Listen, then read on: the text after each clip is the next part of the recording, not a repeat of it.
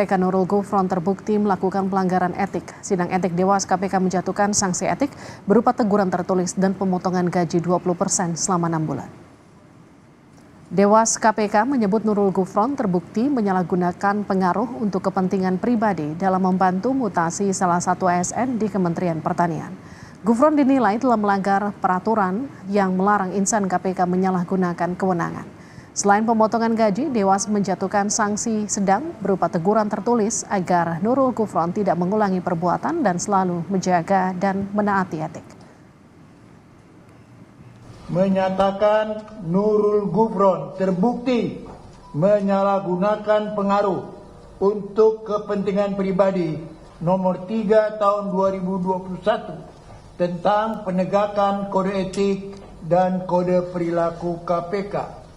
2. Menjatuhkan sanksi sedang kepada terperiksa berupa teguran tertulis, yaitu agar terperiksa tidak mengulangi perbuatannya dan agar terperiksa selaku pimpinan Komisi Pemberantasan Korupsi senantiasa menjaga sikap dan perilaku dengan mentaati dan melaksanakan kode etik dan kode perilaku KPK, dan pemotongan penghasilan yang diterima setiap bulan di KPK sebesar 20% selama 6 bulan. Demikian. Sanksi etik yang dijatuhkan Dewas KPK terhadap Nurul Gufron menambah panjang daftar pimpinan KPK yang melakukan pelanggaran. Apa dampak dari sanksi ini dan bagaimana memastikan pimpinan KPK mendatang benar-benar menaati kode etik? Kita akan bahas bersama Wakil Ketua Komisi 3 DPR, Habibur Rahman, dan peneliti Pukat UGM Zainur Rahman. Selamat malam Mas Habib, selamat malam juga Mas Zainur. Ya, selamat malam. Assalamualaikum. Waalaikumsalam. Saya ke Mas Zainur dulu. Mas Zainur, jadi bagaimana melihat sanksi ini? Teguran dan potong gaji 20%. Ya, ini memang dari dulu ya, Dewas itu tidak sebesar nama-nama besar yang mengisi di dalamnya gitu ya. Dari awal misalnya dulu ketika kasusnya Lili Pintauli Siregar, sanksi yang dijatuhkan juga sangat lembek kami sebut. Kenapa lembek? Karena waktu itu hanya dipotong gaji gitu. Seharusnya sudah sanksi permintaan untuk mengundurkan diri begitu. Juga kemarin di beberapa kasus sebelumnya seperti misalnya di kasus Johanis Tanak malah dianggap tidak terbukti. Nah sekarang juga sepertinya ini saya mengkategorikan ini sebagai juga sanksi yang cukup lembek. Itu sekali lagi menunjukkan bahwa nama besar itu tidak pernah menjadi jaminan begitu ketika berhadapan dengan internal KPK itu sendiri. Oke, saya ke Bang Habib. Bang Habib, jadi bagaimana Abang melihat sanksi ini? Apakah kemudian sudah tepat atau justru terlalu ringan?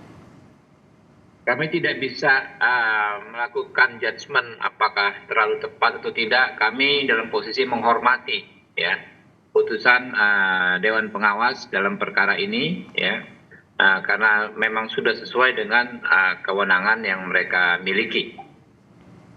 Jadi kalau dibilang tadi tidak setajam atau tidak sebesar namanya, kalau menurut Bang Zainur, Mas Habib bagaimana respon itu? Ya silahkan saja masyarakat berpendapat ya, tetapi kalau kami di DPR kan dalam posisi kami melihat pelaksanaan kewenangan ya. Baik. Kami sanksi kan bervariasi, silakan saja digunakan kewenangan Dewan Pengawas tersebut.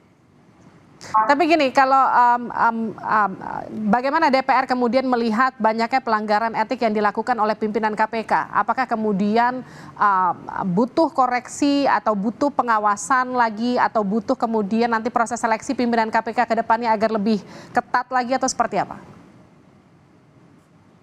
Justru penjatuhan penegakan kode etik ini dan penjatuhan sanksi kan merupakan bukti bahwa sistem yang dibuat, regulasi yang dibuat itu berjalan ya. Okay. Apabila yang ada yang melakukan pelanggaran maka akan dikenakan sanksi ya. Walaupun kemarin sempat ada ke PT UN, itu kan hak si teradu ya untuk menempuh upaya hukum. Setelah ada putusan PT UN yang terbaru ya, maka proses persidangan pemeriksaan berlanjut dan ada sanksinya. Saya pikir ini membuktikan bahwa sistem yang dibuat, ya regulasi yang dibuat itu justru berjalan gitu loh. Karena pelanggaran yang dianggap mungkin ada sebagian orang menganggap sepele dan lain sebagainya, ternyata dikasih hukuman yang menurut kami ya memang tersedia dalam aturan tersebut gitu loh. Saya ke Mas Zainur. Mas Zainur, jadi memang seperti apa yang dikatakan Mas Habib, ketika ada sanksi artinya hukumannya berjalan, pengawasannya berjalan, tapi ketika ada sanksi artinya juga satu sisi ada pelanggaran yang terjadi dilakukan oleh pimpinan KPK begitu ya. Gimana Mas Zainur melihat itu? Ya, ini kan sudah berulang kali ya. Kalau berulang kali artinya ada problem gitu. Dan problem ini juga tidak dipandang serius oleh Dewas. Nah, kalau kita lihat dari satu pimpinan KPK ke pimpinan yang lain, ketika setelah dijatuhi sanksi juga masih terjadi pelanggaran oleh orang yang sama atau orang yang berbeda begitu ya. Lili Pintauli Siregar 2 kali ya. Untuk MG ini memang baru pertama. Artinya ini tidak ada itu efek jera dari sanksi yang dijatuhkan oleh Dewas gitu ya. Bahwa kemudian misalnya ada yang menganggap wah ini sanksinya sudah sesuai. Ya, kalau kami katakan sangat tidak sesuai lah. Menurut kami ini sangat ringan. Kenapa? Karena di KPK sejak dulu ya nilai integritas itu harga mati. KPK itu tagline-nya berani jujur hebat gitu ya. KPK itu mempromosikan nilai-nilai kejujuran setiap hari kepada masyarakat, kepada para penyelenggara negara. Sehingga di KPK itu nilai integritas itu harusnya benar-benar dijunjung tinggi. Nah, perbuatan dari NG Wakil Ketua KPK ini kan mencederai itu sehingga terbukti bersalah dan dijatuhi sanksi etik oleh Dewas gitu ya. Nah, memang kalau menurut kami sanksinya sangat ringan. Kenapa? Karena hanya sanksi sedang potong gaji 20%. Akan sangat tidak keras untuk penyelenggara negara, untuk pejabat publik potong gaji 20% itu gitu ya. Dan ini bisa tidak menimbulkan efek jera di kemudian hari akan dilakukan lagi oleh insan KPK lainnya gitu. Nah, kalau menurut kami ini sudah merupakan satu bentuk perbuatan yang tidak saja merugikan komisi, tidak hanya merugikan KPK begitu ya, tapi ini merugikan negara dalam arti luas gitu ya. Bukan negara kehilangan uang, Pak, tetapi negara itu menjadi rusak sistemnya ketika ada seorang pimpinan KPK dalam tanda kutip menggunakan pengaruhnya untuk penempatan pegawai di Kementan begitu ya. Artinya ini ya pemerintah secara keseluruhan itu bisa terpengaruh dengan betapa rendahnya nilai integritas yang dicontohkan oleh pimpinan KPK. Nah, lantas pertanyaannya kalau pimpinan KPK sejak sendiri sudah dalam tanda kutip titik orang, akan kepada siapa kita mengharapkan keteladanan itu, gitu Mbak?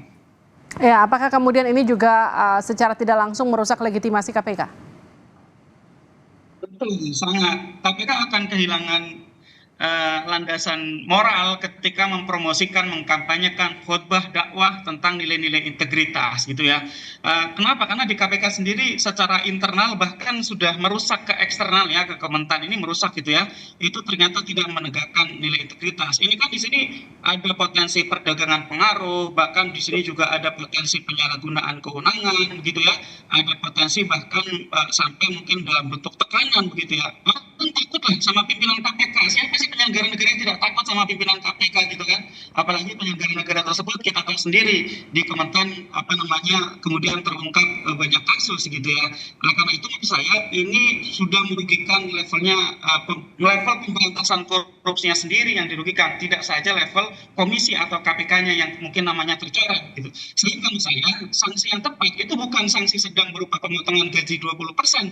Sanksi yang tepat adalah rekomendasi kepada yang bersangkutan untuk mengundurkan diri sebagai pimpinan KPK. Baik, ke Bang Habib. Jadi bagaimana kemudian DPR mengawasi pimpinan KPK agar tidak memanfaatkan pengaruh atau wewenangnya kembali?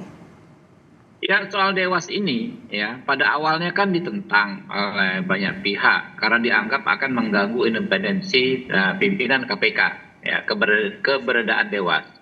Lalu ketika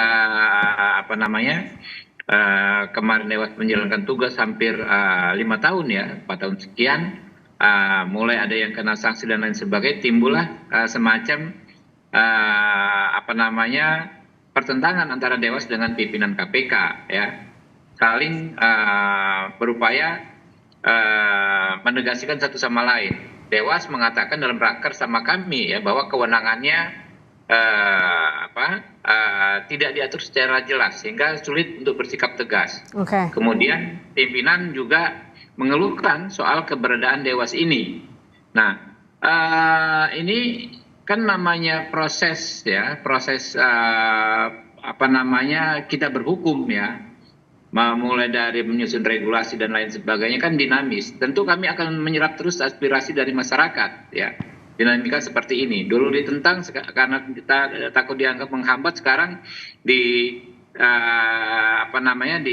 istilahnya dikritik karena dianggap kurang tegas. Nanti seperti apa rumusannya kita akan serap terus dari masyarakat. Saya bacakan dulu pernyataan dari Nurul Gufron yang menghormati putusan Dewas KPK yang menyatakan ia hanya menyampaikan keluhan namun ternyata ditindaklanjuti oleh Kementerian Pertanian. Kita dengarkan.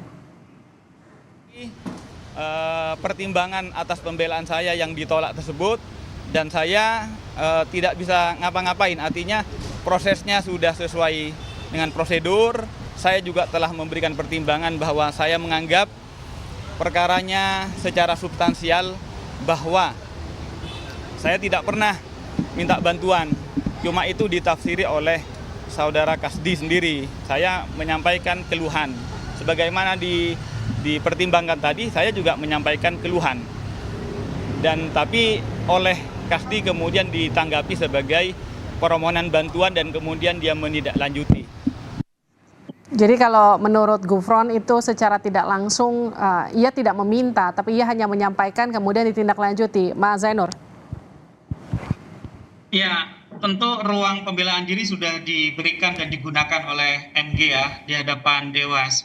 Orang itu ketika menyampaikan sesuatu bisa dalam bentuk lugas maupun bisa dalam bentuk kiasan. Ya, tapi yang paling penting adalah esensi pesannya tersampaikan. Nah, itulah yang kemudian direspon oleh pejabat di Kementan ketika mengakomodasi permintaan dari MG tersebut terkait dengan kepegawaian ya atas nama ADR itu gitu ya. Nah, tapi saya sedikit ingin mengomentari Bang Habib gitu. Dari sebelum KPK itu diubah dalam Undang-Undang 19 2019, dulu sebelum ada Dewas, pelanggaran etik oleh insan KPK itu tidak sebanyak ini, Bang. Tapi dulu bukannya tidak ada penegakan etik, ada dulu ada komite etik yang bersifat ad hoc. Kalau ada pelanggaran kemudian dibuatkan komitenya. Nah, problem dari Dewas itu bukan sekadar praktiknya sekarang dipertanyakan oleh publik karena selalu lembek begitu ya, tetapi Undang-Undang 19 2019 itu memberi kewenangan 100% kepada Presiden untuk pertama kali itu mengangkat Dewas. Tanpa pertimbangan Bang Habib dan kawan-kawan, tidak ada peran Bang Habib di dalam mengangkat Dewas untuk yang pertama kali. Nah, untuk yang kedua itu hanya dalam bentuk pertimbangan. Artinya memang sebenarnya Dewas itu adalah orangnya Presiden. Secara konsep itu keliru. Itu yang ditentang oleh publik. Yang kedua adalah Dewas sebelum putusan Mahkamah Konstitusi itu punya kewenangan pro justisia di penyadapan, di izin sita, izin geledah gitu ya. Padahal Dewas itu bukan penegak hukum sehingga tidak cocok. Untung saja itu sudah diubah oleh Mahkamah Konstitusi menjadi pemberitahuan bukan lagi bersifat izin. Jadi memang publik pun ketika mengajukan keberatan juga punya argumentasi, Bang Habib. Nah, saya kembali lagi kepada apa yang menjadi keluhan dari NG ketika menerima sanksi ini. Saya membacanya justru dari pernyataan NG tadi, nggak ada sedikit pun rasa mengakui dan menyesal, apalagi kemudian meminta maaf kepada publik. Tidak ada itu kelihatan sedikit pun raut wajah efek jera begitu ya. Ini sekali lagi menggambarkan bahwa proses penegakan etik di KPK itu sangat lembek begitu. Oke, respon Anda, Bang Habib? Tidak ada masalah, kami terus menyerap aspirasi di masyarakat, termasuk juga dari pimpinan KPK dan dari Dewas ketika rakar dengan kami. Saya teringat ketika rakar juga disampaikan bahwa ya ada kesan ini Dewas ini justru seperti pimpinan karena banyak sekali katanya ya yang organisasinya langsung ke Dewas. Nah, hal-hal seperti itu kan bagian dari aspirasi-aspirasi ya, persoalan-persoalan yang kami cermati ya ke depan ya, seperti apa pengaturannya. Kami buka kesempatan ke masyarakat ya, termasuk teman-teman dari Pukat, dari ICW dan lain sebagainya. Silahkan saya sampaikan kepada kami ya, penyempurnaan pengaturan undang-undangnya seperti apa. Nanti kita diskusikan bersama. Baik, terima kasih Bang Habib. Terima kasih juga Mas Zainur sudah bergabung bersama kami di Sapa Indonesia. Ya.